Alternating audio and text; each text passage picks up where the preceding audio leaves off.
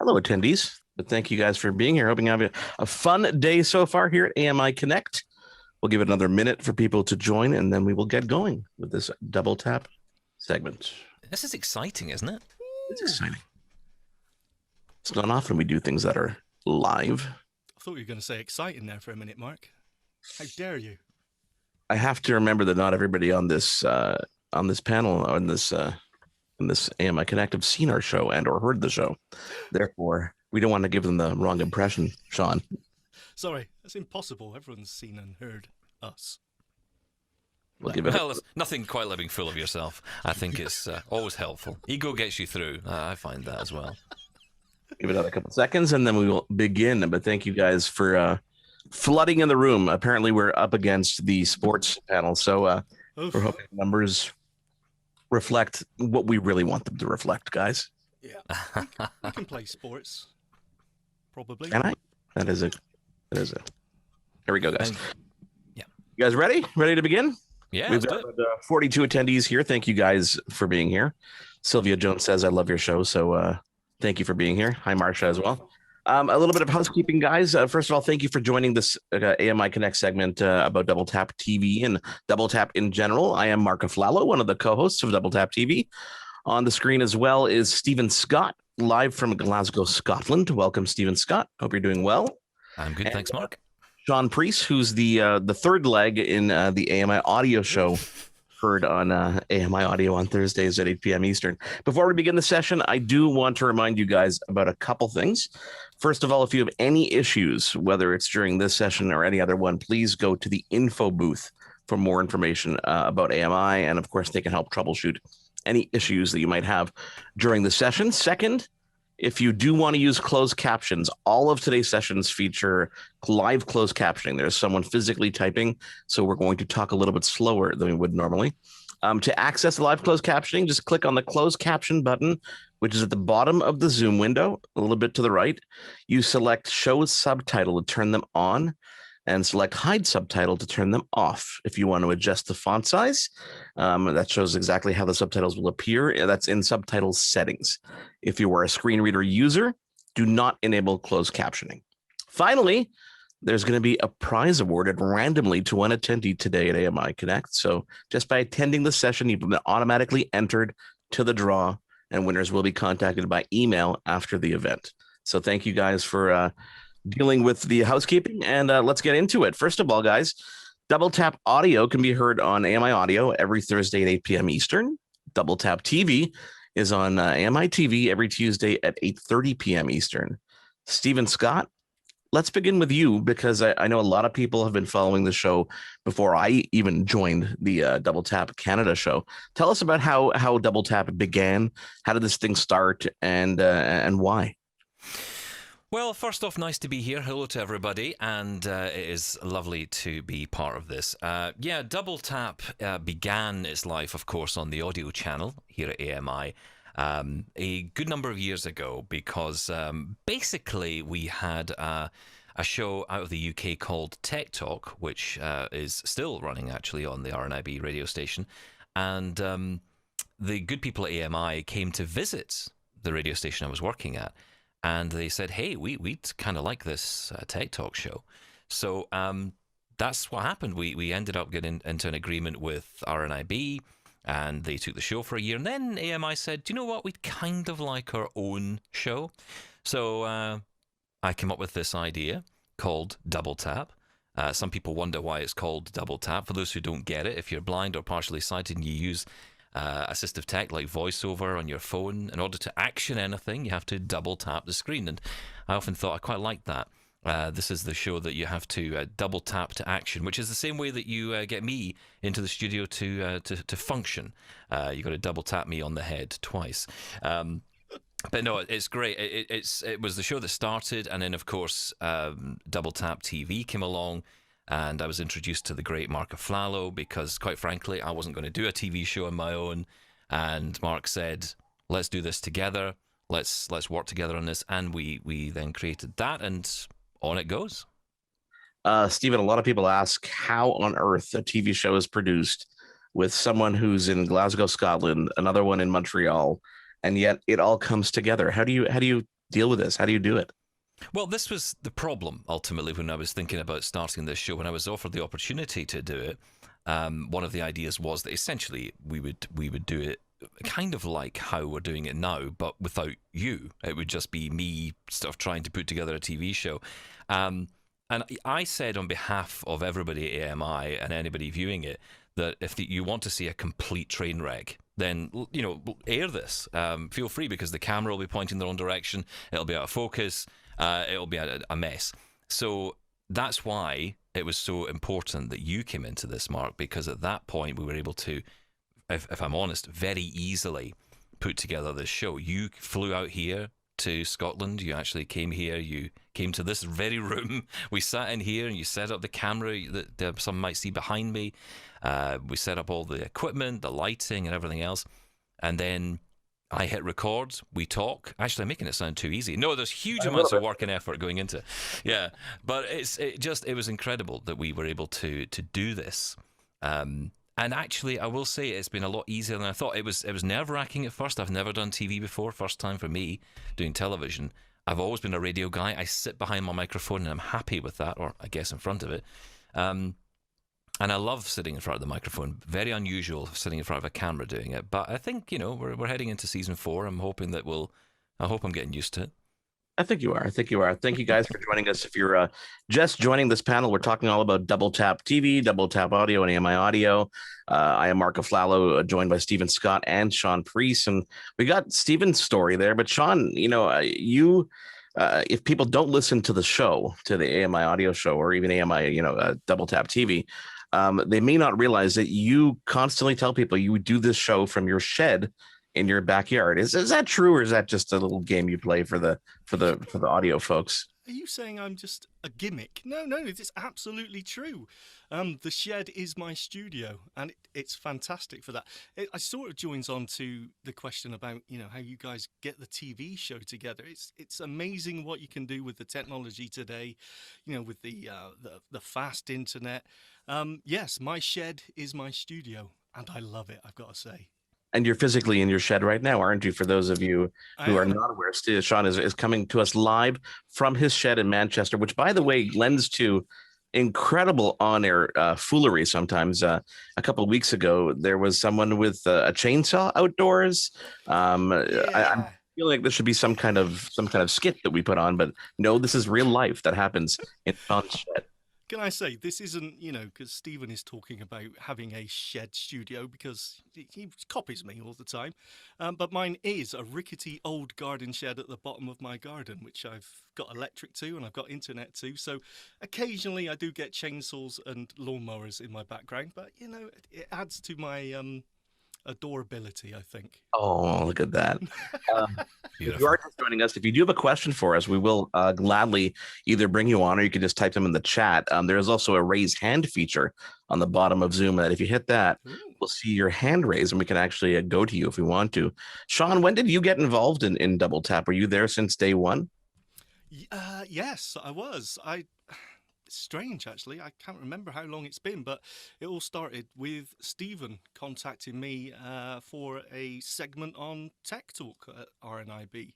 I got together with some friends and we just started sort of playing around with audio, really started to get into podcasting. But I really got into it. I really enjoyed the audio editing. It's nothing I'd done before, but I really enjoyed it. And I've always been into tech, so I liked talking about it. So when Stephen contacted me and asked if I would like to come on and talk about, can't remember what it was now, to come on and talk about some piece of tech, I jumped at it and I've been here ever since. It's been great. I'll admit it, I was a little bit in awe because going from podcasting in my shed to appearing on radio with Stephen, it was like, wow, this is a proper broadcaster. And then I got to know him for a bit and I thought, oh, okay, it's not. No, it's not. No. But yeah, no, it all started from there, just from a bit of podcasting with friends. And then, I just got into the radio on Tech Talk and then moved over to Double Tap. And it's been fantastic. There's a couple people in the chat who wanted to say hi, and some people are telling Sean to please boost his volume. You are a little bit quiet, so Oh, sorry. everybody Let's. except for me apparently is very quiet. So everybody else, please do your due diligence and boost your volume so that we hear you very well. How is Uh, that? how's that, James? James, is that better? Hi to James, Jerry Waldner, Jane, Oh, Jane. sorry, I mean, everybody. lots of people. There you go. Everybody's saying yes. Guys, is there a memorable moment that you could think back to when you started this endeavor, this whole double tap endeavor, that really kind of exemplifies why you're doing this, and whether it be maybe listener feedback or just something that might have happened that really clicks in your head that goes, oh, this is why I do this, and it really kind of sets that stage. Well, for me, it's always been it's part of what I did as my job. So I started in radio a long time ago, and I was doing all kinds of stuff. I was the morning guy, and then I was the mid-morning guy, and then they got bored of that, so they put me into the newsroom. So I was the news guy, and then I found this job doing a morning show all about the news, and on it went. So I was a broadcaster. That was what I did. But when I was at the RNIB, and I still am at the RNIB, when I was doing the shows there, I just had this desire to talk about technology and talk about how technology could change the lives of blind and partially sighted people, in particular, blind people. And I think in 2017, I had my own health scare, and I've talked about this on the show. People will be sick of me talking about it. But I had my own health scare, which was quite unnerving. More of my vision went as a result of that. And with that, I began to realize, not that I wasn't aware of it before, but began to realize even more the value of this technology, because I was using even more of it. So I was using a screen reader, and I was using all this assistive tech, some of the stuff I'd never talked about before, like Braille, for instance, because I hadn't used it. We hadn't talked a lot about it on the show. But that experience came through, and then I began to realize not just how important the show was for educating people, but for educating me, because the audience were getting in touch. We were sharing stories. We were talking about the tech. We were talking about how it can change our lives. It began a conversation between me and the audience. Sean knows this only too well about how we do this on Double Tap. It's a conversation, and if we have to realize this is a community. And for me, it was about engaging with that community. Stop seeing it as the audience, and actually see them as friends. Because the audience are the friends. They are my friends. There's some great people who I've come to know through the show, and we all learn from each other. So that's why I do it, because I genuinely love what I do. I'm passionate about it. It's my life. Stephen, someone's asking, for those who may not know, what is the RNAB? Oh, great question. So the RNIB is the UK's charity, I should say, for blind and partially sighted people, very similar to CNIB. Here in Canada. So for those who are in Canada, you've got CNIB, we have RNIB. Another question comes from James. He goes, when I watched you guys, I noticed you normally do content for people who are partially sighted and blind. Do you do tech for other disabilities? And I think the answer to that is something that we're really spreading our wings on that a lot. This season in Double Tap TV, we did something recently with Vocal ID, which is a company that's giving people who can't speak or are losing their voice ability to speak again. And Stephen, I know that you've touched upon many other disabilities along your journeys. Well, that's right. We did a special episode on Mimi, the hearing app, which was one example of ways we can test our hearing. There are lots of people out there who are deaf-blind. There are lots of people who are partially sighted and partially hearing as well. So it's important that we try and reach as many communities because, of course, as we all know, blindness doesn't always come alone.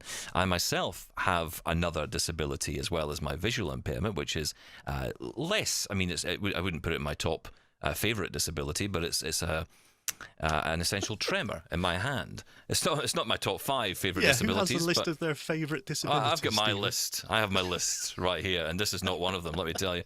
But yeah, so essential tremor in my left hand, which does impact my ability to use touchscreens now. So that is me now getting into an interesting conversation around motor skills and how that works and how technology can benefit there. My father has Parkinson's, so with that, we're trying to work out ways that he can now continue to use the technology he loves. So, it's great to be able to do that, and it's important that we do that because, people who are blind, as we all know, it's maybe not just blindness that we live with. Yeah, totally. If you guys are just joining us, you're listening to the Double Tap panel here at AMI Connect. Thank you guys so much for being here. I am Marc Aflalo, one of the co-hosts of Double Tap TV, alongside Stephen Scott and Sean Priest. And Lori Ross has a question for us, and we're going to let her talk right now. Lori, can you hear us? Or not? You have to unmute your mic. I've asked you to unmute it here and see if you want to ask that question. You can go ahead. While she tries to figure that out, Stephen, someone asks a question here. Are either of the hosts totally blind? A lot of the tech tips they give rely on having some sight. Oh, that's an interesting one. Yeah. Well, both Sean and I have a little bit of vision.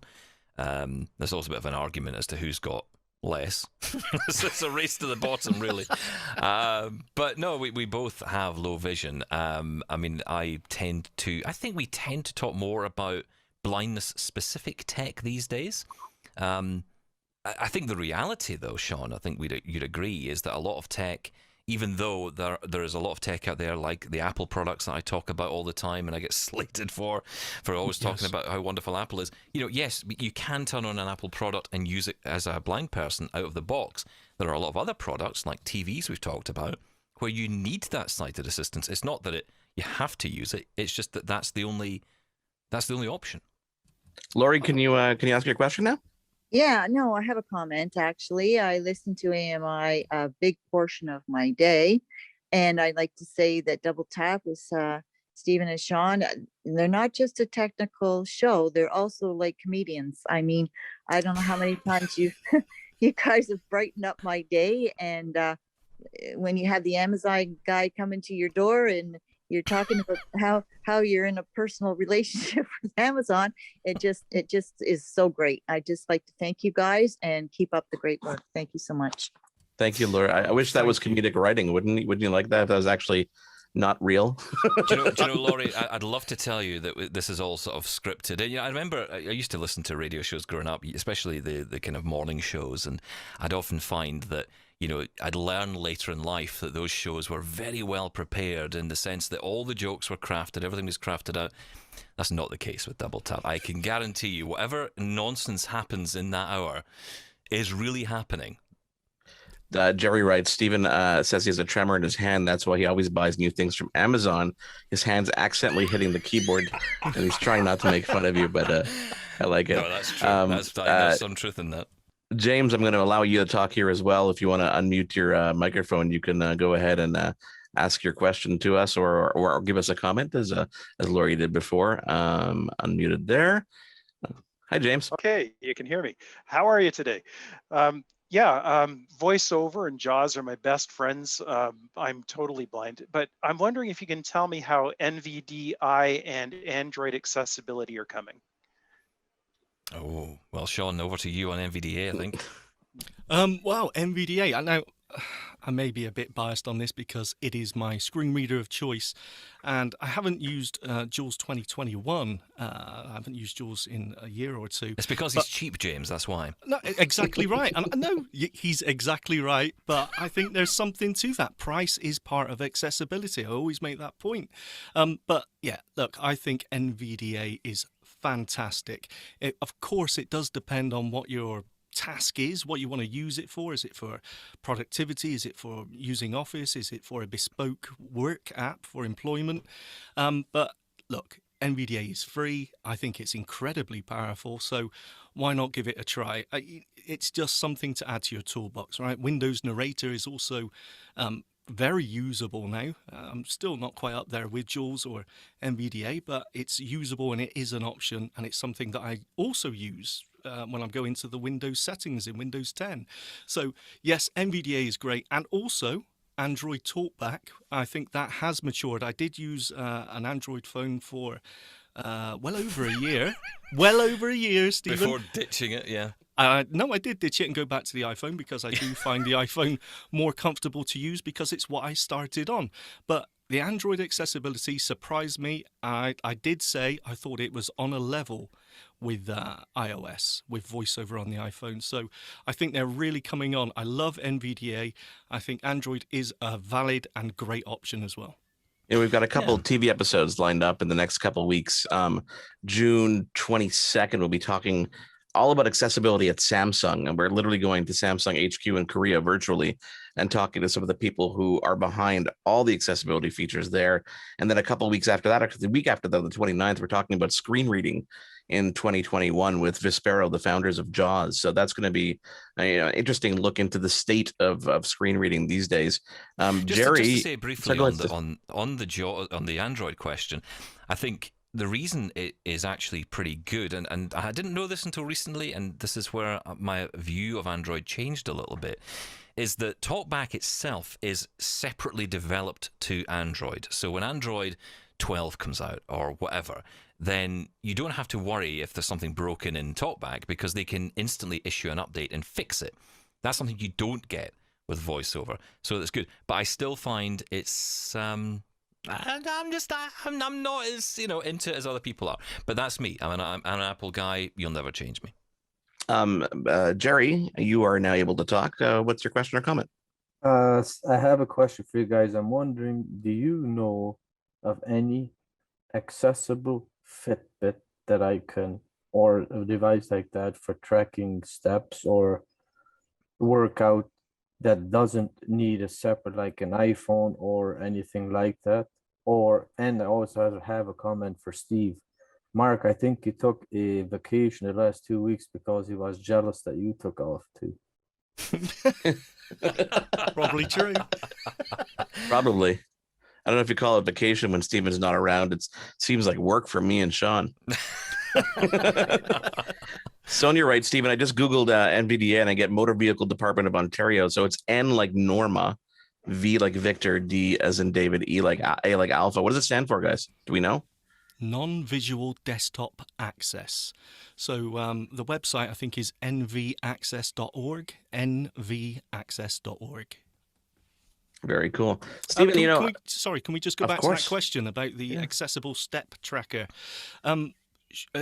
Using a wearable device without a smartphone, actually, I don't know of any. I know the Fitbit isn't accessible.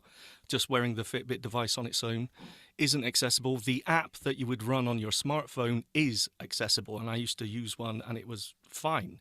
But just the device itself. Now, if you want to just track your steps, and I'm sure there is some sort of talking pedometer out there, and they're fairly cheap to buy as well, but that will just do your steps. Obviously, if you want to check your heart rate and things like that, then you are looking at a smartwatch or Fitbit tracker. But without a smartphone, I don't think there is an accessible option out there. But Google, with their new collaboration with Samsung, are working on a new smartwatch operating system, and that will have, because Google did buy Fitbit, some health and Fitbit options in there, and hopefully that will be accessible, although it's not available yet.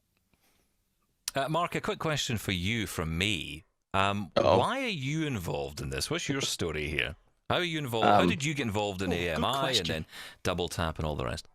I got involved in AMI. A friend of mine became the VP of Content Development and Programming, John Melville, who you guys may have heard earlier today. And we've worked together in broadcasting a very, very long time through various companies, whether it be Chum Radio in Toronto, Sirius XM. And when he came on board, he gave me a call and said he needed some help with various things, from scheduling to, training some technology to some ideas and just consulting. And at that point, I had a tech show on Sirius XM, which I still have. And we brought that show to AMI Audio for a little bit of time. And, further down the line in the relationship, he, got talking about Double Tap. And he said, we've been talking kind of quietly about maybe doing a TV version of Double Tap Canada. Can I hook you up with this guy, Steven, and see maybe there's something there? And Steven, you and I spoke, once at length, I think a good hour or so, probably about 3 or 4 years ago, a couple of years before we even went down the road of proposing what the show would look like. And we had a good conversation, and you obviously outlined your concerns, and we had a really good chat about it. And it kind of, I guess, went to sleep after that for a little bit of time there. Sean just disappeared from the screen because his camera got too hot. And then eventually about a year later, we got back in touch, and the conversations became more serious. And they said, Mark, maybe you can help make this happen with Steven. You're interested in tech. You like that side of things. and that's how it started. We pitched AMI on the show, and they loved it. And I flew out to Scotland, and we set you up, and we hoped, with our fingers crossed, when I got home, that we'd be able to pull this off, and we actually have. It's And been a lot of fun. it has been a lot of fun. You know what? Yeah. Honestly, for me, it's been very interesting because I'm not visually impaired, so my perspective is extremely different. So I find myself walking away from every episode, whether it's the audio show or the TV show, learning something, learning the different perspectives, understanding how to look at things differently from the point of view of disability. And it's And we interesting get because I can then share that. we get so many questions. I get so many people asking me, so why is there a sighted guy on the show? The show's about blindness, right? It's about blind tech. Why is there this sighted guy there? And I'm like, that's the key to this. Because what I want is somebody to say, well, hang on, why can't you do it this way? Or how does that work? So that you will learn, and by association, other people who don't know will learn. If we become too exclusive, or if we become too inclusive and we end up excluding people, and that can be dangerous. So I'm all for this, and I think it's really important that we have the conversation, because we need to sometimes just bounce this off, someone who's got full sight, and say, what do you think about this, and how would you take it? That's great. Yeah, no, that's what excites me as well, is just learning, understand that point of view. And I've become really, almost an advocate towards, every single company and accessibility. Through every conversation we have, I learn more and I understand more from that point of view. And I push for it. It surprises you how much inaccessibility is out there, doesn't it? Yeah, no, it's scary. It's scary, and it's not right. Yeah. It's not right when it's so easy. It's sometimes so easy for somebody to just think one step further about accessibility and just put it into what they're doing, whether it's an app, whether it's software, whether it's a piece of hardware, whatever it is. And the fact that people don't do it is it's laziness in most part, that I find, which is unfortunate. I got a comment here from Andrea who says, I love your show, and I'm so much excited to have you all three here and be able to listen to it. Plus, we have some more questions, guys. Sean, are you okay there? Is everything a little bit too hot in the shed? I think everything's melting, but yeah, I'm still here.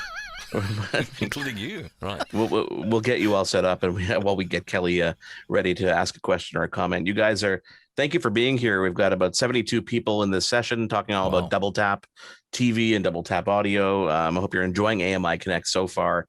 Just a reminder, if you run into any issues whatsoever, you can always head on out to the the virtual entry point, the lounge, or they call the lobby, and you can ask your questions there. They call it, what do they call it? The info booth. Kelly, can you hear us? Yeah. I just wanted to say a couple of things, actually. First, it's great to have you all here. I have been listening to the show on AMI Audio quite a bit when I can, and also enjoy the TV broadcast as well. I was just wondering what you guys think of the Apple Watch or smartwatches in general. I must admit, I personally don't know about, if I would want to buy one, but I'm always interested in what other people think of these devices. Are they worth having, or are they just something that you might not really use all that much? Thanks, Kelly. I'm going to go first on this, because I have to say I've had this love-hate relationship with my Apple Watch. It's a bit like the iPad to me. I buy it and then I think, what am I going to do with this thing? What am I actually going to use it for? And the watch is a bit like that. I know it has lots of great features, but generally I'm just using it for the health stuff, if even that. It's doing all the work in the background, so it's grabbing my step count, it's watching my heart rate. Because I do have some health issues, the watch is kind of useful. I fell the other day in the street. And what was funny about not much funny about it, but what was funny to me afterwards, Sean found it hilarious. I find it hilarious. Yeah, but for me, what was kind of interesting was the watch didn't register with the fall detection feature. It didn't start, randomly calling people in my call list. So I don't know what that's about. But no, I mean, it has got lots of great features that I think are under the hood. In terms of actual things like notifications, I mean, here's a great example. I use WhatsApp all the time, and you get WhatsApp audio messages. You can't play those messages on the watch. So it feels like it's way behind in some ways. Maybe we'll see some changes to that next week with the new WatchOS coming out. But I just feel it's not quite as mature as it needs to be.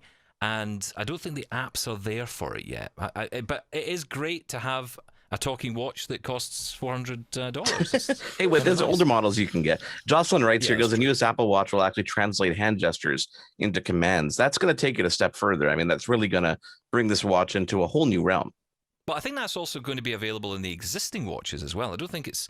I think you. I think what you're saying there is the more recent ones would be that case. You're probably right. But yeah, it is. I mean, there are some amazing new accessibility features coming to Apple products later in the year. We're going to do a special TV show with Apple on that subject.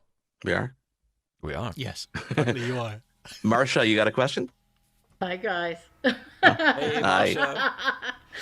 I couldn't pass up saying hi to Sean and Stephen, and hi Mark. Hi. How are you doing? I'm good. How are you? Oh, we're all good, thank you. That's good.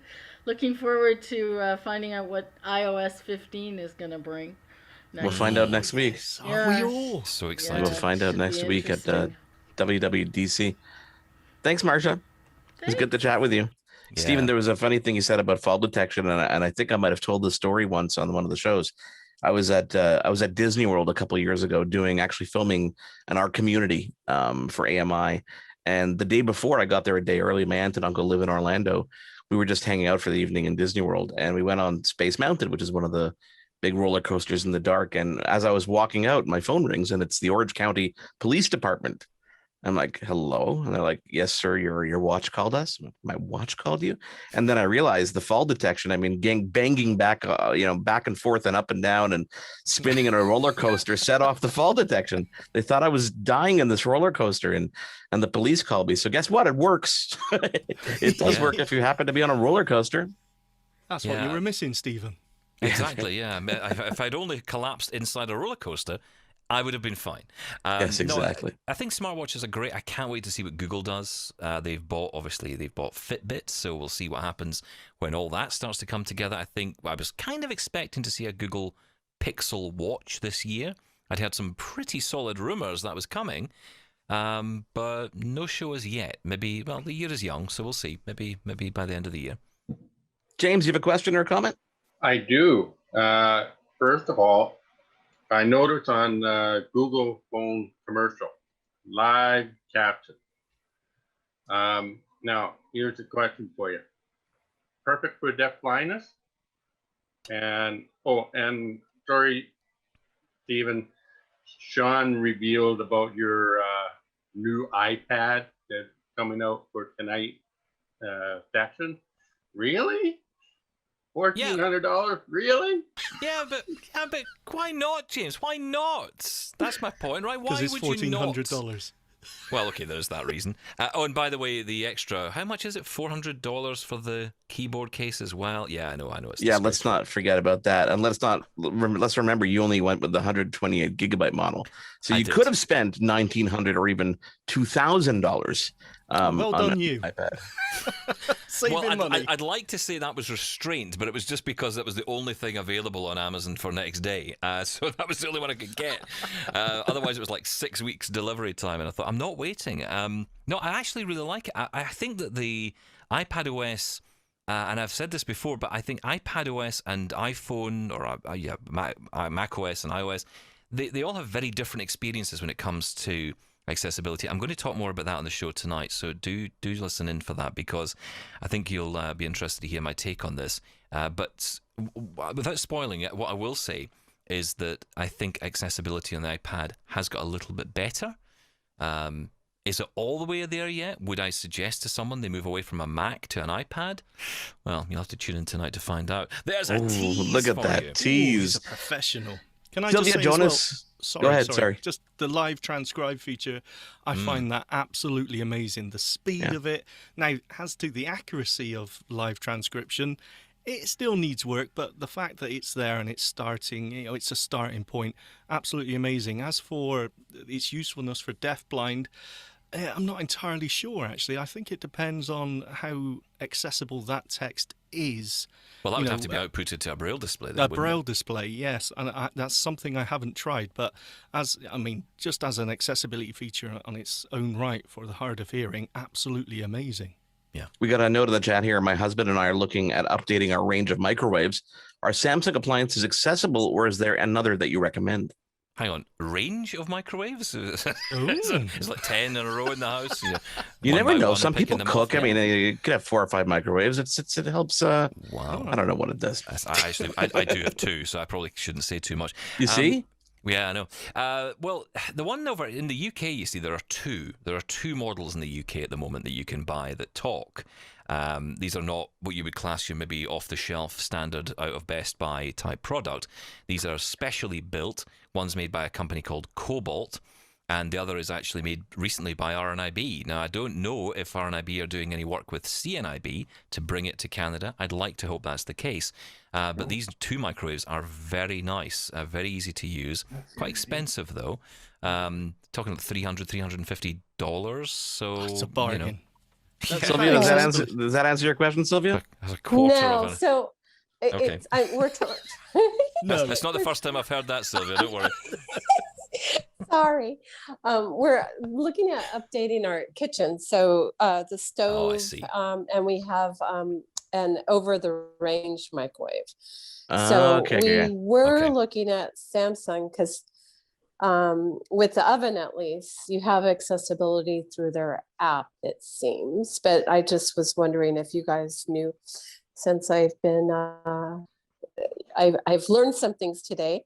I was wondering if you had other insights. Well, I'll tell you that the Bosch range of products does tend to be found to be quite accessible through apps, because the apps themselves are quite accessible. So you can often control Bosch devices that way. If we were in the USA, we could buy an Amazon microwave, which you can just shout to Lady A and say, make me a baked potato, and she'll just do it. Sharp which is actually kind makes of a good cool. microwave that's controlled by the Echo as well. Oh, really? And is that Yeah. available in Canada, is it? Sharp is available. The home appliances are available. Yes, they are, sir. Well, that's cool. Camille, you can ask your question or comment. Morning, double tappers. Hey, Camille.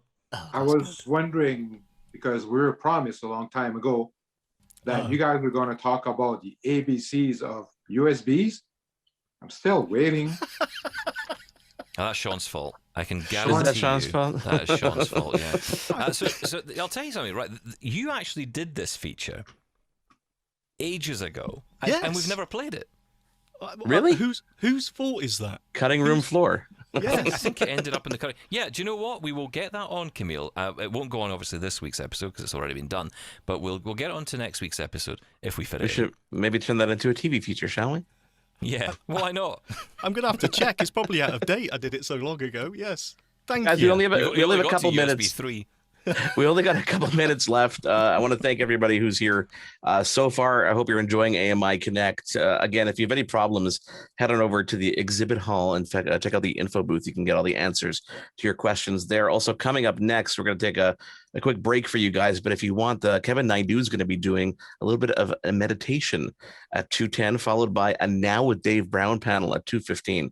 So you're not going to want to miss that. Or your choice between Dave Brown is either Dave, or you can meet Mary Mamalidi, the star of Kitchen Confessions, or Dish It with Mary. That's going to be, or Dish with Mary. Closing remarks, guys. Stephen, I mean, season 4 is coming up after this summer. What can people expect from Double Tap Canada and Double Tap TV? Oh, so many great shows coming up. We are going to be talking about all kinds of stuff. And I think one thing that we haven't done a huge amount of in the last season, we want to do more of, is reviews. And I know a lot of you love to hear about the individual pieces of tech that we use every day. I have got so many gadgets and gizmos outside of the iPhone, away from the iPad, but perhaps that accompany the device or can be used with the device.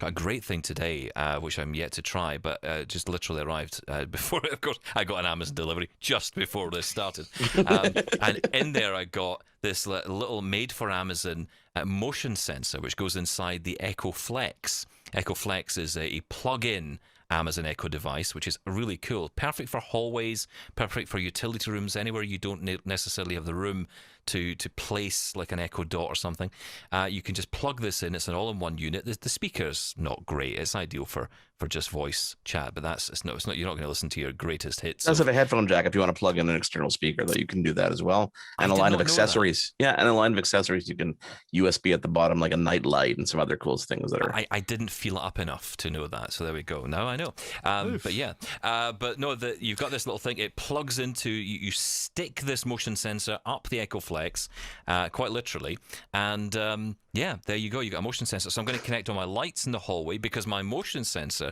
in the hall died, and then I tried to get the back off it, and I realized that a hammer and a screwdriver weren't going to do it when the whole thing fell to bits. So I had to replace it with something. So this is why I've got hammer this motion and a sensor. Screwdriver. This is how we're enhancing our tech. Gentlemen, thank you so much for taking the time. I mean, it seems light where you are, Stephen, but I know it's almost 7 p.m. UK time. Sean, you're in your shed, so it could be any time of the day. But thank you so much for being here. I could say all day. I'm quite happy. I hope all of you guys for me. enjoyed this session. Do I have time to play a ditty on my guitar? Oh no, time's up. Sorry. Oh, every time. Thank you guys for being here. And of course, check out AMI Audio for Double Tap Canada on Thursdays at 8 p.m. Eastern, tonight 8 p.m. Eastern, and Double Tap TV 8:30. 2-hour episode next week. Yes, 2-hour episode next week. It's going to be a fun one. And Double Tap TV is Tuesdays at 8:30 p.m. Eastern on AMI TV. Hope you had a good time. Guys. Don't forget to check out that info booth with any questions. And I say go now with Dave Brown at 2:15. So do I. Thanks, guys. Thanks. Bye.